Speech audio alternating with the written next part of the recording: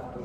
Erpan nyuhunkeun waktosna sakedap kanggo wawancara ngeunaan kana hobi. Nuhun.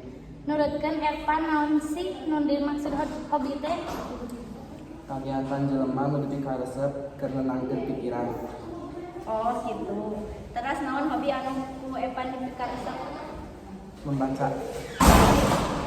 Kunaon Erpan make hobi membaca? Hoyong nambah wawasan sareng pengetahuan. Terus naon wae buku anu sok dibaca ku Erpan? Kadang komik, akan api koran. Dimulai iraha Erpan hobi baca. Di kelas 3 SD. Oh gitu. Selain eta aya hobi anu sanes deui teu? Saya selain membaca. Oh nya, entos atuh cekap sakitu wae parantosna hatur nuhun kana informasina. Nuhun.